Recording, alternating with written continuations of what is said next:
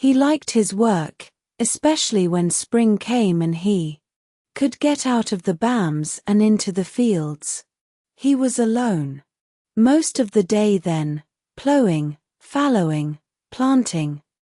He had lots of time to think about being a preacher, and about the vision, and the dream of the veiled lady and the cloth of gold.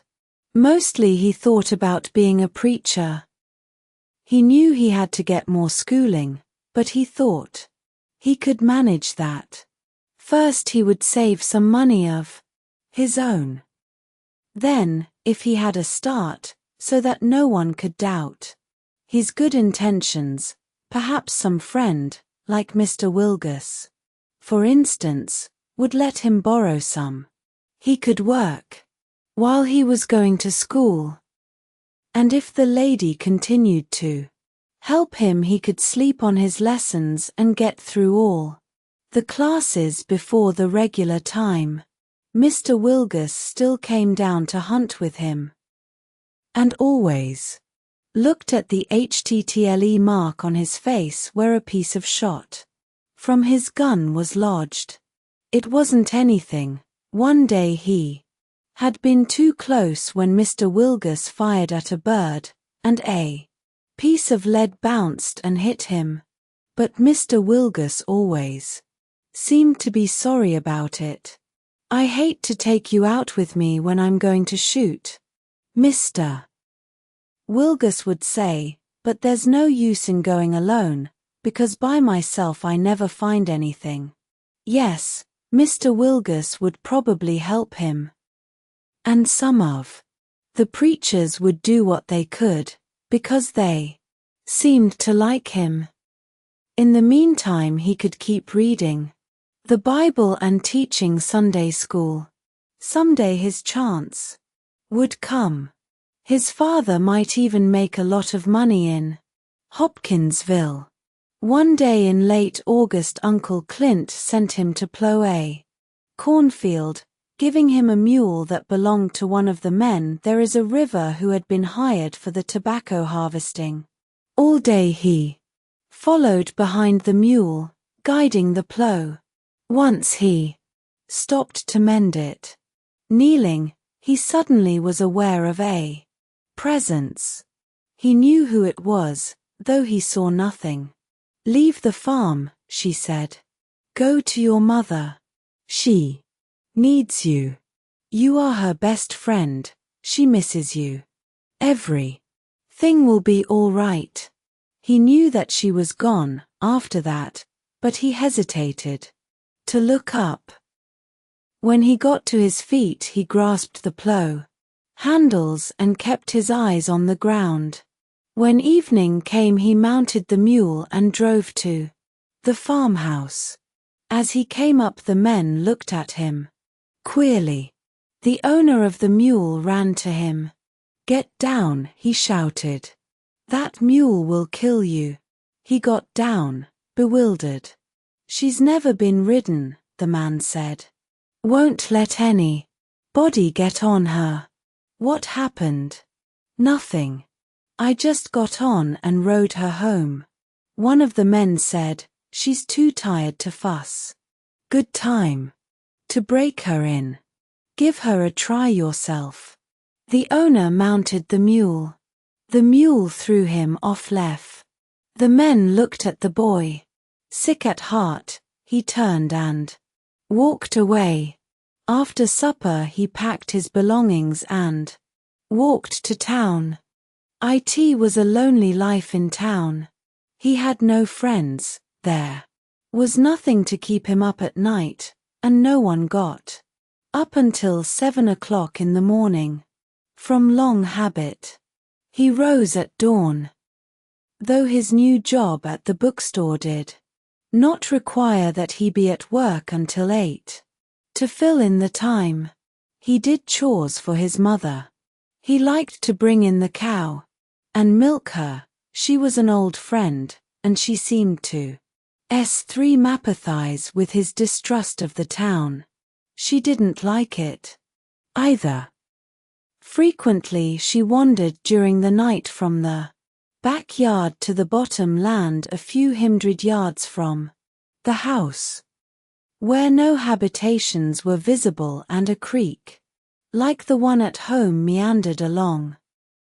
He went there to hunt her one spring morning and saw a man sitting by the creek, reading a book. He was a well-dressed man, apparently not from Hopkinsville.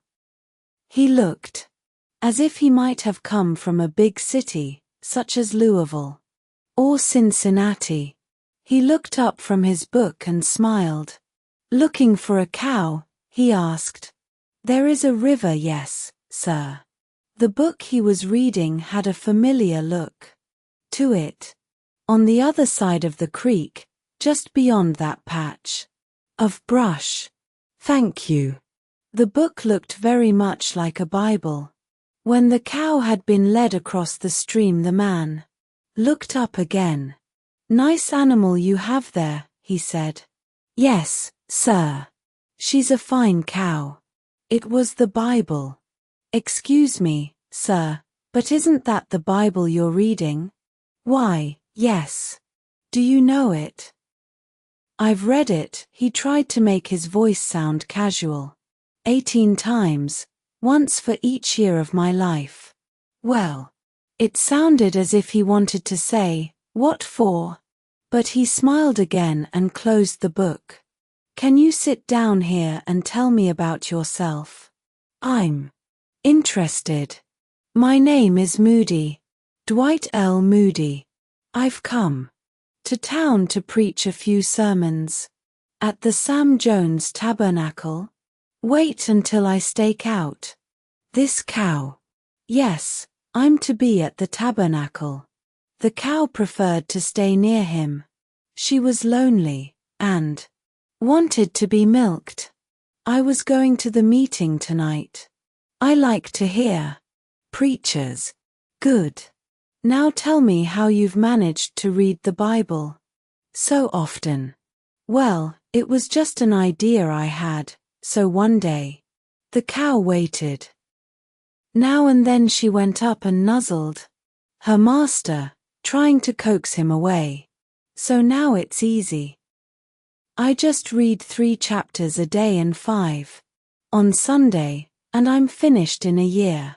Have you thought of being a preacher, perhaps a missionary? There is a river." "Oh, yes. That's what I want to be most of a. But there's one question I'd hate to ask you. You're a preacher. Has God ever talked to you? Have you ever had visions?" Mr. Moody smiled. "Can you come here tomorrow morning?" he asked. "Oh, yes. I'd like to very much. Be here early, and will you watch the sunrise together?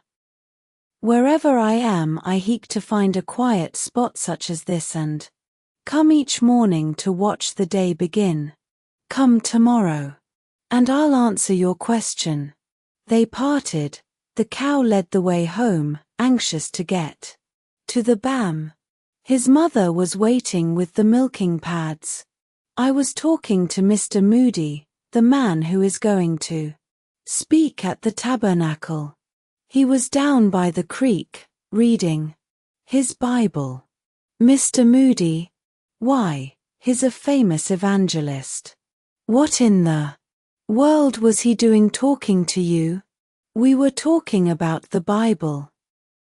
I asked him if God had ever talked to him, and he's going to tell me about it tomorrow morning. We're going to his meeting tonight, aren't we?" "Yes, your father has the tickets. Come, now, let's get the milking done." She laughed.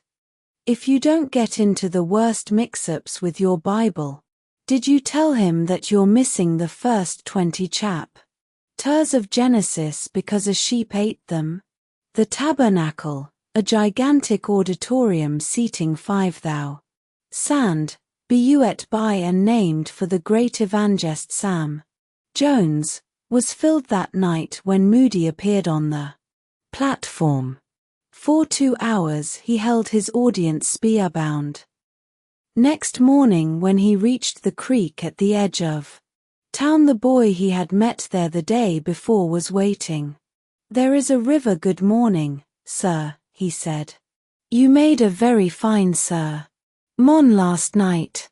Everyone was talking about it." "Well, I'm glad to hear that, Edgar. How did you like it?" Edgar. It was strange to be called that name. He had always been just old man to the folks he knew. Edgar sounded nice, even dignified Ed, coming from Mr. Moody. It didn't sound sissy, the way he had always thought of it as being. It would be a good name for a minister. The Reverend Edgar Casey will now deliver his famous sermon on the Bible and its meaning to me. Oh, I liked it, sir. It was the finest sermon I ever listened to. Then it was a great success for me, too. If I really make an impression on one person with each sermon, I'll be doing well, very well. Now, I've been thinking about the question you asked me yesterday. What made you ask it? Have you heard God talking? I don't know. I heard something. I don't know what it was. You see, when I was reading the Bible one day, they sat on a log, facing east. As the red edge of the sun came up, the story unfolded, the vision, the voice, the dream, the lessons conquered by sleeping on books, the mending of the plow, the riding of the mule. Mr. Moody listened, staring at the whirling, pitching, eddying water of the creek. When the story was finished, he said, "You're not crazy or queer. Lots of people have told me of visions and voices and messages from the beyond. Some of them are fooling themselves. I am sure you are not doing that. The Bible tells us about spirits and about visions. It seems that there is a difference between these things. The Bible speaks of being possessed by evil spirits, and says, there is a river. Man or woman that hath a familiar spirit, or that is a wizard, shall surely be put to death. They shall stone him with stones. Their blood be upon them." Then it speaks of visions, which seem to be the voices or messages of good spirits. God tells Aaron and Miriam, "Hear now my words, if there be a prophet among you, I the Lord will to the power of myself known unto him in a vision, and will speak unto him in a dream." So it seems that we must be careful to differentiate between one and the other. But let me tell you of my own experience. That will answer your question about God speaking to me. And perhaps it will help you to understand the things that have happened to you. Some years ago I was in Cleveland. I had never before preached in that city.